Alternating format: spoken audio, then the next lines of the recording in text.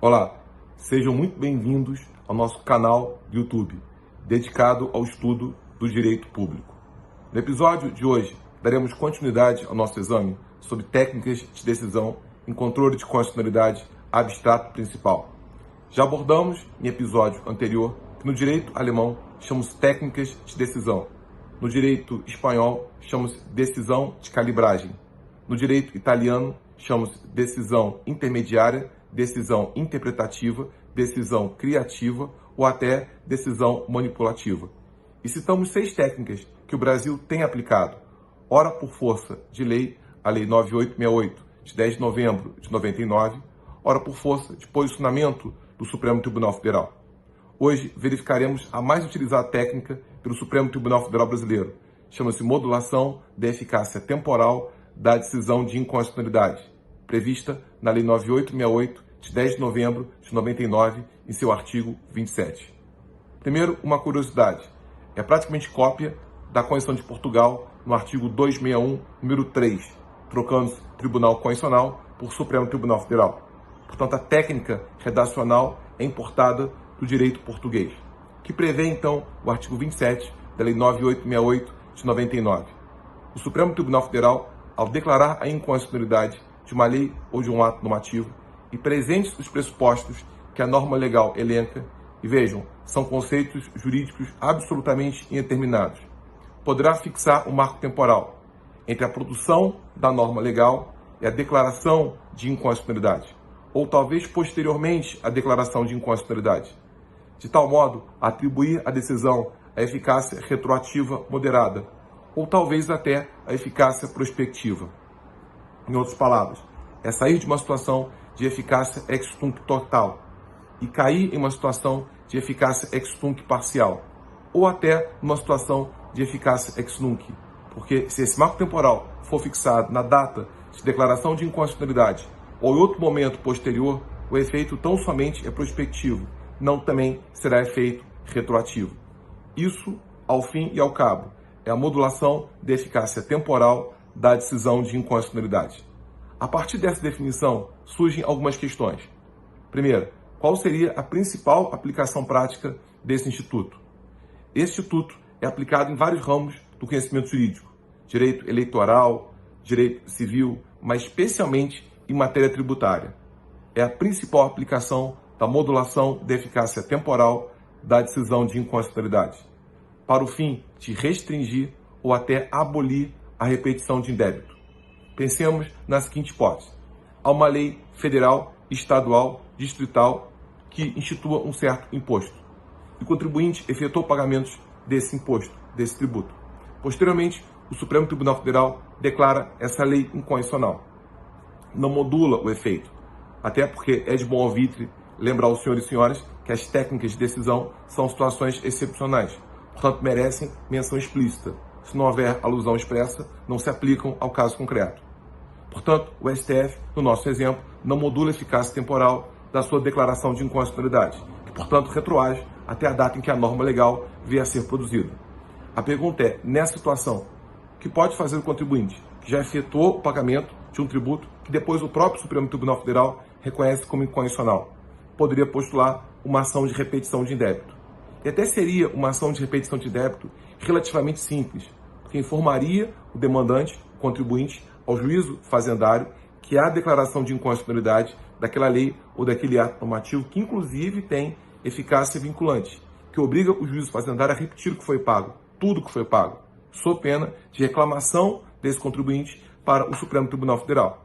Então, evidentemente, seria admissível uma ação de repetição de indébito, de tudo aquilo que veio a ser pago.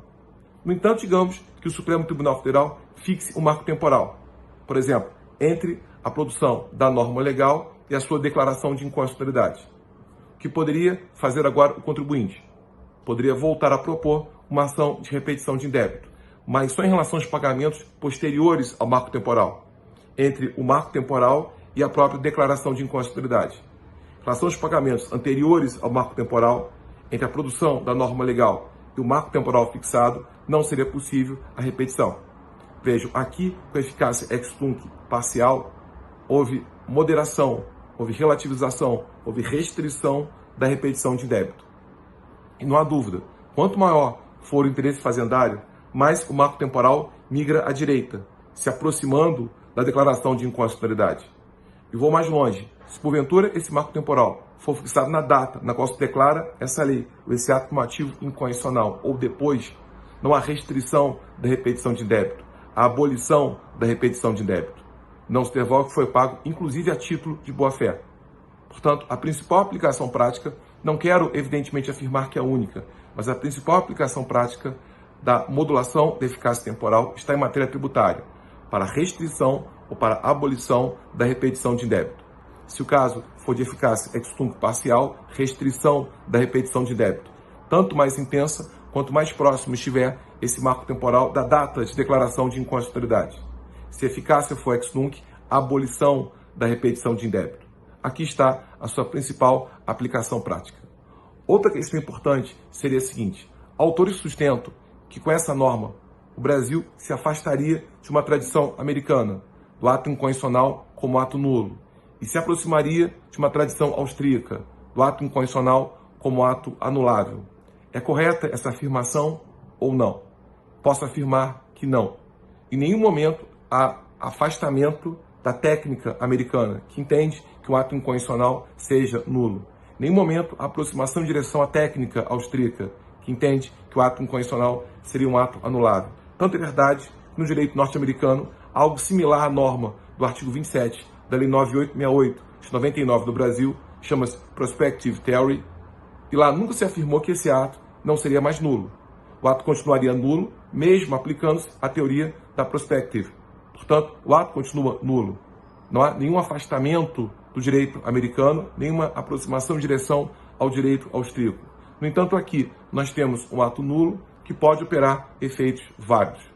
O que o artigo 27 da Lei 9868 de 99 garante é a validação de efeitos de ato nulo.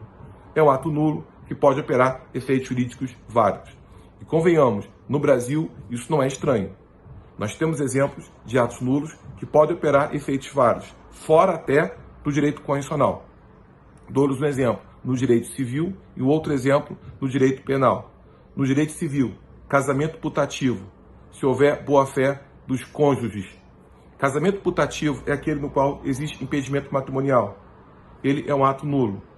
No entanto, se houver boa-fé dos cônjuges, opera efeito válido para a prole, para os filhos. No mínimo, transmite aos filhos herança, alimentos e nome. Herança, alimentos e nome são efeitos válidos. De um ato, na verdade, seria um ato nulo.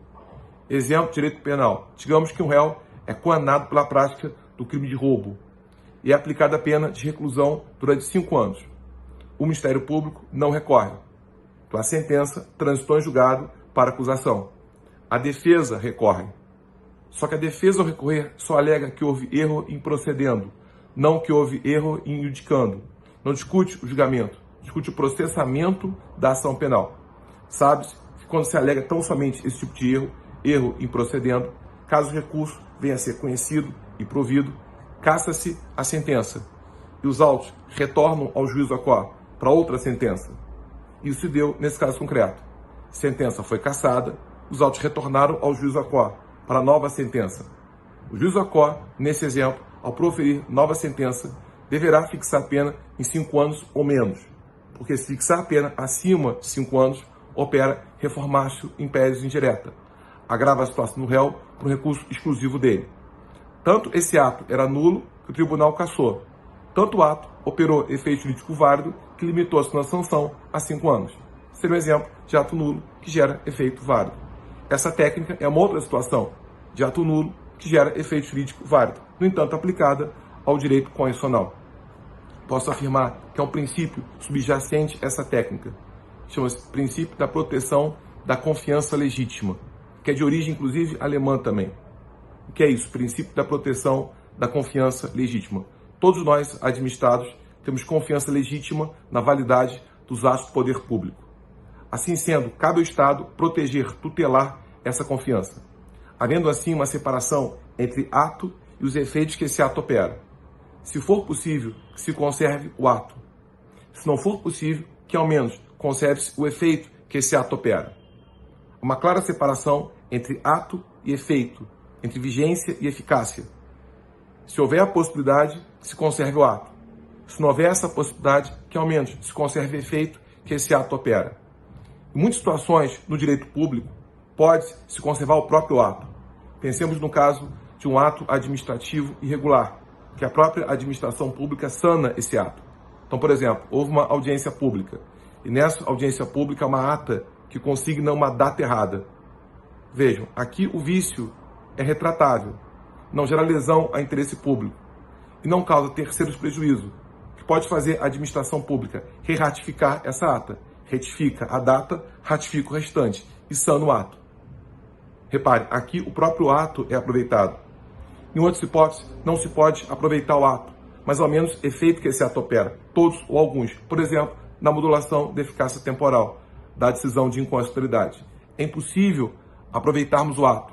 Há um caso, portanto, de atipicidade constitucional. No entanto, seria possível aproveitarmos os efeitos que esse ato opera. Caso o efeito venha a ser ex nunc modulado, alguns. Caso o efeito venha a ser efeito ex nunc, todos. Enfim, nesse episódio abordamos brevemente a modulação da eficácia temporal da decisão de inconstitucionalidade, aplicada ao controle abstrato principal.